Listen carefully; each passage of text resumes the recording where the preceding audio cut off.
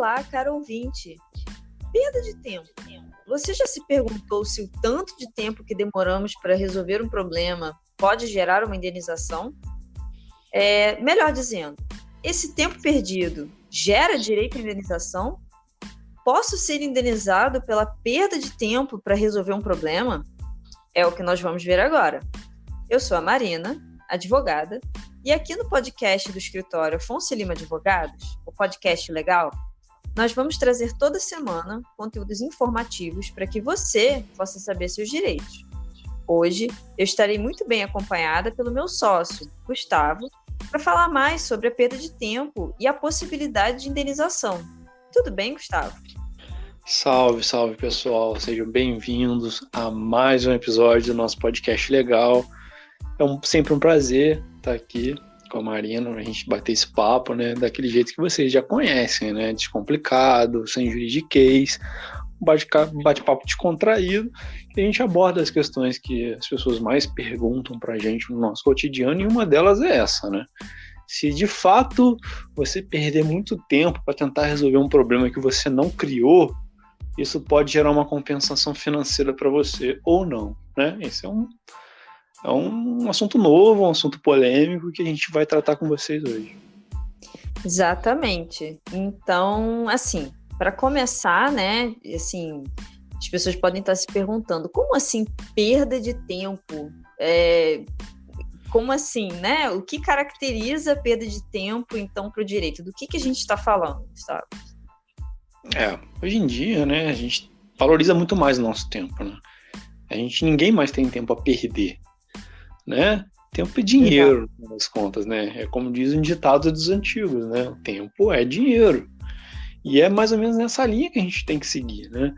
Aproveitar e otimizar o nosso escasso tempo é um dos maiores objetivos da modernidade, né? Arrisco dizer. Então, esse tempo desperdiçado que não volta mais, ele cabe a nós a saber apreciar ele, né? Se a gente quer gastar ele com ócio criativo, se a gente quer gastar ele com lazer, ou ficar estressado no telefone tentando resolver uma pemba que não foi nem a gente que criou, né? Exato, né? A gente está falando aqui, gente, da perda de tempo com essas dores de cabeça cotidiana que só causa transtorno pra gente e é irritante. Então, por exemplo, a gente está falando de resolução de problemas de serviços ou produtos que nos são oferecidos diariamente e que tiram um tempo precioso da gente. Então, por exemplo, você contratou um determinado pacote de serviços de internet, TV a cabo, telefonia, etc.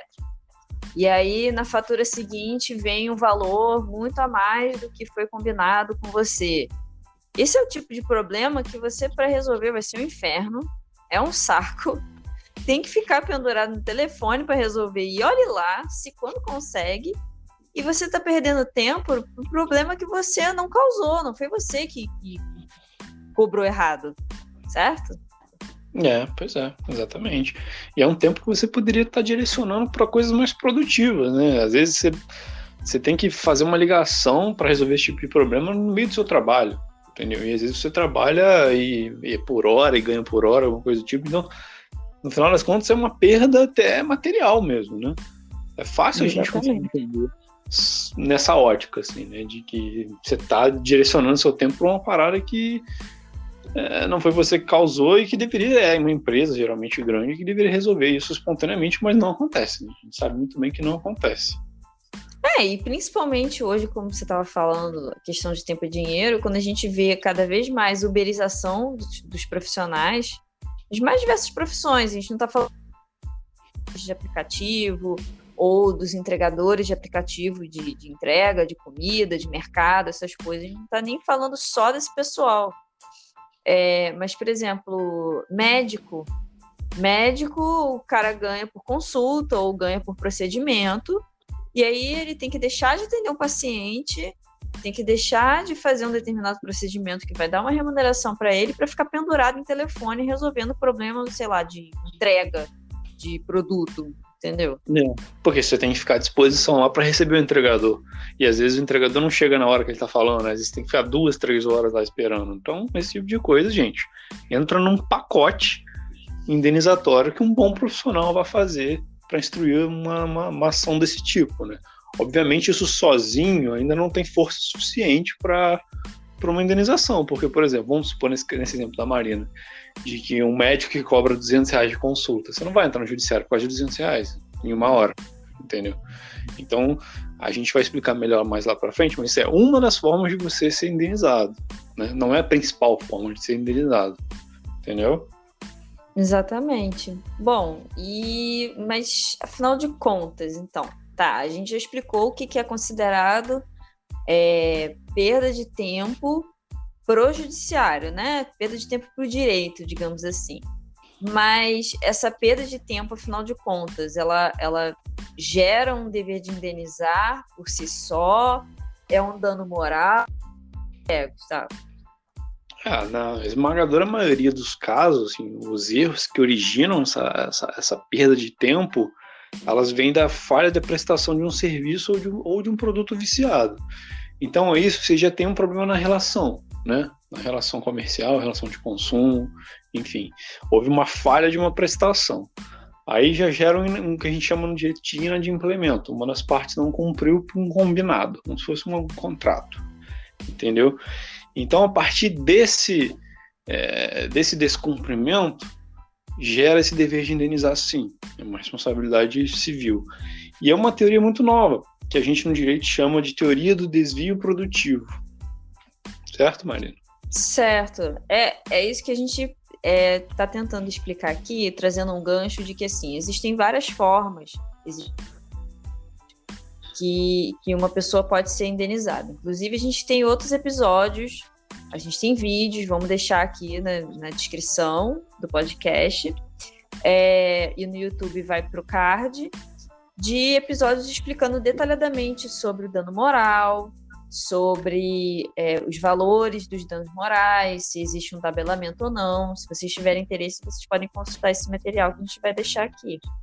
Uma outra forma de dano que a gente costuma lidar é o dano material, que nesses artigos e nesses episódios que a gente fez, a gente também explica um pouquinho, mas eu vou dar uma pincelada aqui, que é o dano material.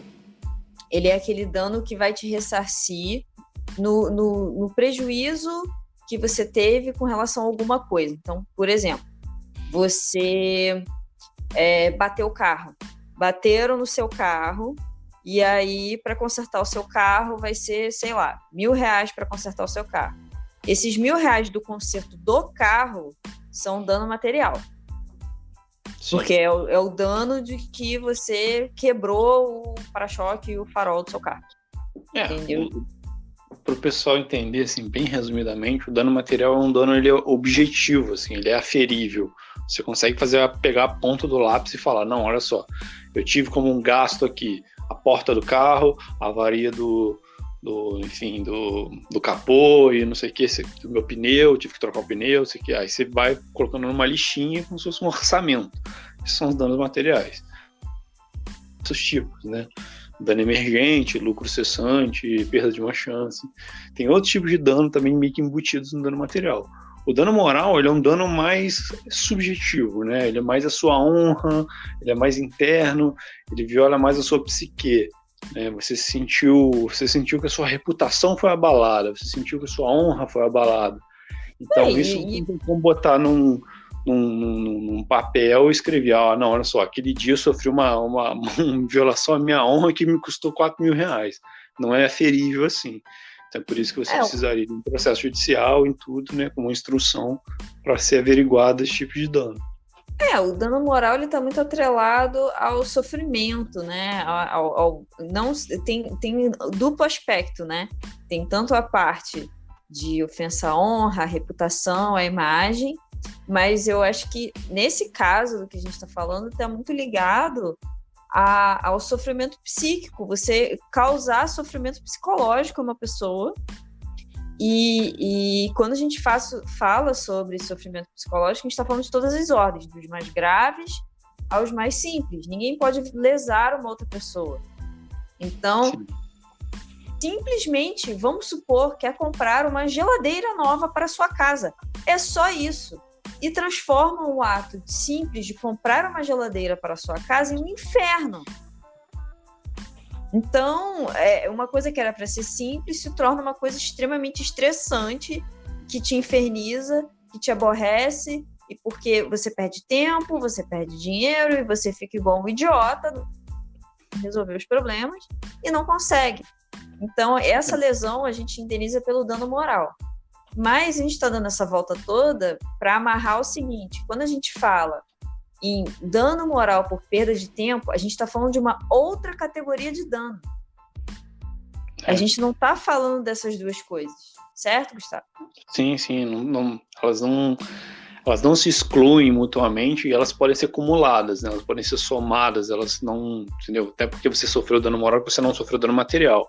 Então, esse exemplo da geladeira é um deles.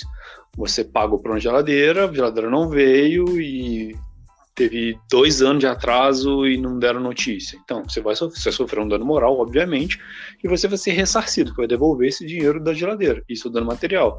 Eles são acumulados, assim como o desvio produtivo, né? Essa perda de tempo que você teve para tentar resolver o problema também vai ser indenizado. Então, você, nesse caso especificamente, você tem 3 direitos, 3 formas de ser indenizado diferentes. E o cálculo que vai ser pedido por um bom advogado que vai instruir essa situação, ele vai ter que considerar esses 3 fatores, entendeu?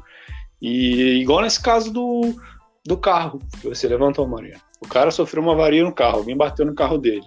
Vamos supor que essa pessoa que bateu chegou na janela e saiu xingando, falou um monte de besteira, isso aqui, pegou o carro e foi embora. Gente, isso é indenização material, que vai ter que arrumar o carro, moral, porque sofreu o xingamento, e de repente até um desvio produtivo, vai depender de como foi desenrolado, se o cara teve que procurar para achar o cara através da placa e tal, enfim, várias coisas teve que fazer.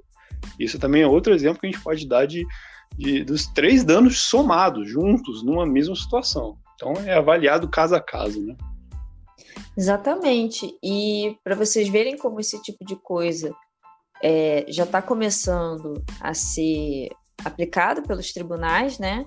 A gente listou aqui uns exemplos de casos. Então, só para o pessoal se ligar no que a gente está falando, um primeiro exemplo é do Tribunal de São Paulo, que aplicou essa teoria do desvio produtivo, né, que é esse dano moral, já estou eu caindo no erro de falar dano moral, esse dano por perda de tempo, né, para condenar uma universidade a pagar 15 mil reais de indenização para um aluno que concluiu um curso superior, mas não recebeu o diploma. E isso prejudicou a tentativa de inserção no mercado de trabalho. Então, assim, ele perdeu tempo, esforço, formar, e não teve diploma, e isso atrasou a inserção dele no mercado de trabalho, que ele teria uma remuneração justamente, às vezes, até para pagar o financiamento da faculdade. Isso é muito sério. Exatamente. Quer dizer, perdeu tempo, esforço para se formar e não obteve diploma. Dano, perda de uma chance, desvio produtivo, vários aí sendo aplicados mais uma vez, né? Além do dano moral e possivelmente até o material, né? Porque foi pago mensalidade. Então, você pode acumular às vezes 4, 5 danos diferentes. Mas para isso você precisaria de, né, uma pessoa que saiba o que está fazendo, né? Porque dependendo do advogado que você for pegar, se uma pessoa que não tiver uma especialização nessa área de responsabilidade civil, ele vai lá botar o dano moral só e é isso aí. Então, é bom ficar esperto nessa questão. Um outro caso que a gente pode falar do Rio, né? Que a gente teve contato também, em que uma consumidora tentou fazer uma compra e foi surpreendida com um bloqueio indevido do cartão. É um caso, assim, razoavelmente comum, gente. Não é tão, assim, fora da nossa realidade, não. É razoavelmente comum. E o Tribunal de Justiça do Rio de Janeiro ele simplesmente entendeu que é cabível a indenização nesse caso, diante de desvio produtivo também, né? Porque eles pensam bem, até conseguir identificar a falha, reativar o cartão, a oportunidade da compra, o constrangimento, ficou evidente, entendeu?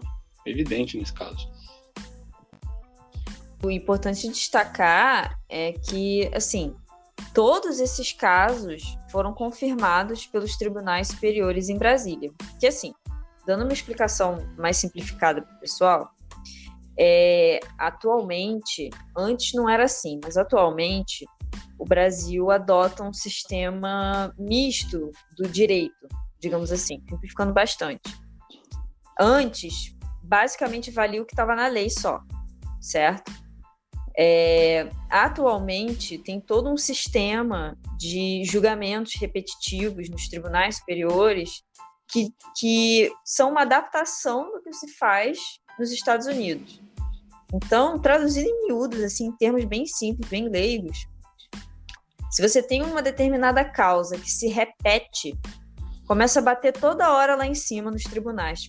Tá tendo um caso atrás do outro desse assunto. Então, vamos supor, desvio produtivo. Começa a ter milhares de casos falando sobre desvio produtivo. Os tribunais superiores, eles vão julgar, eles vão destacar um julgado, um caso que seja mais interessante, e vão dar um julgamento que vai, a partir de agora vai valer para todos os casos iguais, entendeu? Então, ainda não é o caso do desvio produtivo, mas certamente em algum momento vai ser. E por isso que quando a gente fala o tempo todo de os tribunais em Brasília decidem dessa forma, isso é bem importante por conta disso, porque depois de um tempo, essas decisões, se elas se consolidarem, se às vezes tiverem vários casos parecidos, elas acabam tendo força de lei. Então, por isso que é importante os tribunais superiores. Exatamente. E aqui no Brasil ele tem um sistema um pouco complicado com relação à responsabilidade civil, né? A gente já comentou com vocês aquele nosso primeiro podcast sobre indenização por ofensa na internet, que nos Estados Unidos especificamente, por exemplo, que muita gente tem como referência nessa questão de responsabilidade civil, do direito, né? Sim. Apesar dos sistemas serem diferentes, né? Judiciais aqui e lá, mas lá nos Estados Unidos isso é bem destacado, essa questão da responsabilidade civil. E lá as indenizações, elas são bilionárias até, dependendo. São milionárias. São muito altas. Muito altas. Justamente por conta dessa questão do caráter punitivo pedagógico. O que é esse caráter punitivo pedagógico? Você pune uma empresa que está fazendo determinadas conduta reiterada, né, várias vezes, errando da mesma forma com os consumidores, você pune ela, mas é pedagógico. Então tem que ser uma multa que tem que doer. Não adianta essas indenizações que a gente tem no Brasil, aqui, dependendo do estado, que é R$1.000, R$2.000, você não faz cosquinha nenhuma para uma multinacional. No Brasil, não faz cosquinha nenhuma. Inclusive, eles até contam com esse dinheiro na contingência financeira deles. Então, eles vão continuar fazendo. Então, para ser de fato punitivo e pedagógico, tem que punir e tem que ensinar. Como que você ensina isso? Através do dinheiro, gente. É só assim que funciona. A parte do corpo que mais dói, né? É o bolso. O bolso. Pois é. Então, assim, a gente tem se deparado com uma argumentação muito bonita, né? Sempre, né? Porque o papel aceita qualquer coisa. Então, assim, por mais fundamentado que seja, às vezes, um pedido, o juiz ele decide com argumentos lindos e maravilhosos que caráter punitivo e pedagógico, que desvio produtivo, e dano moral, material, perda de má chance, dano emergente, lucro cessante de R$1.500. Vamos combinar, né, gente? No Brasil é complicado, assim. Depende muito. É como a gente falou nos outros materiais que a gente produziu, né? Não tem um tabelamento.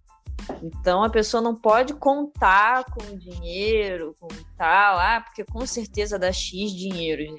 O advogado pode passar um parâmetro, né? Como eu falei, você tem precedentes e pode ter um parâmetro, uma baliza, mas dentro dessa baliza vai variar. Pode ser o valor mínimo, pode ser o valor máximo, e não tem nem mínimo. Se o juiz não for com a sua cara, ele vai te dar R$500.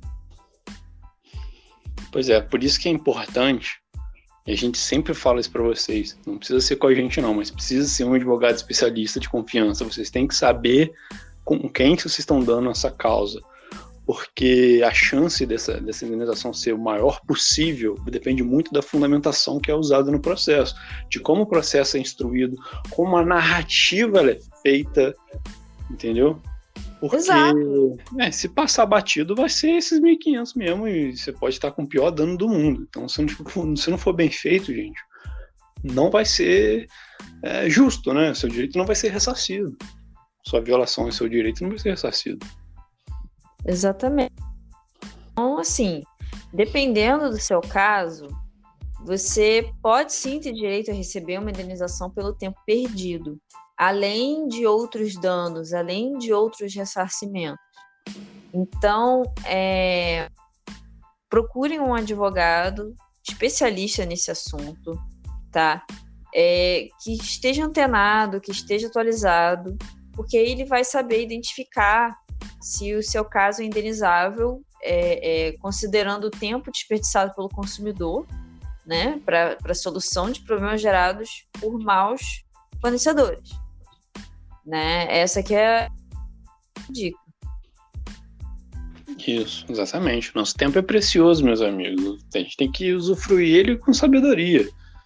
Então, assim, quanto melhor construído for a narrativa do direito, melhor vai ser no final das contas e mais chance tem de ter uma indenização boa. Então... Sim. E nem aqui, só para ressaltar, gente, quando a gente fala em tempos de polarização política, só para esclarecer, quando a gente está falando isso de como o processo é construído, como os fatos são narrados e tudo mais, a gente não está falando que é para o advogado mentir, não, tá, gente? Mas pelo amor de Deus, mas é a forma como o advogado vai apresentar a causa, a forma com que o advogado vai organizar as provas, como ele vai apresentar as provas, entendeu? Porque você tem que explicar a situação toda para um juiz que teoricamente não te conhece, nunca te viu na vida e não sabe o que aconteceu. Um bom exemplo. Tem que ser bem feito. Um bom exemplo é até esse caso mesmo. Essa questão da teoria do desvio produtivo é uma teoria muito nova. Ela não está difundida ainda nas cadeiras das universidades, ela não está fácil, não é fácil acesso, é só para quem realmente entende do assunto, estuda o assunto, aprofunda o assunto. Então, assim, se você pega um advogado que não sabe da existência dessa teoria, ele não coloca isso na petição, o juiz não vai dar porque não está sendo pedido. Entenderam? Então, vocês entendem qual que é a importância de ter um advogado especialista no tema que você está querendo, que se fosse que está sendo abordado. Então, essa é a nossa dica de ouro para vocês, dica de R$1 milhão. Eu de sempre, né? Você não vai procurar um ortopedista para fazer uma cirurgia no coração. Com advogado é a mesma coisa. Tem que ser um profissional realmente qualificado e que seja especializado no assunto. Não é todo advogado que vai fazer todo e qualquer trabalho jurídico. Isso é muito complicado. Cada área tem a sua especificidade, cada área você tem que estar atualizado. Então, assim, não é muito complicado isso. A gente sabe que o mercado está saturado, enfim, parece profissional de tudo quanto é tipo, mas não economize com esse tipo de coisa, porque pode custar mais caro depois, entendeu? É que nem em vários exemplos da nossa vida, né? Que nem questão de, vamos supor, combustível.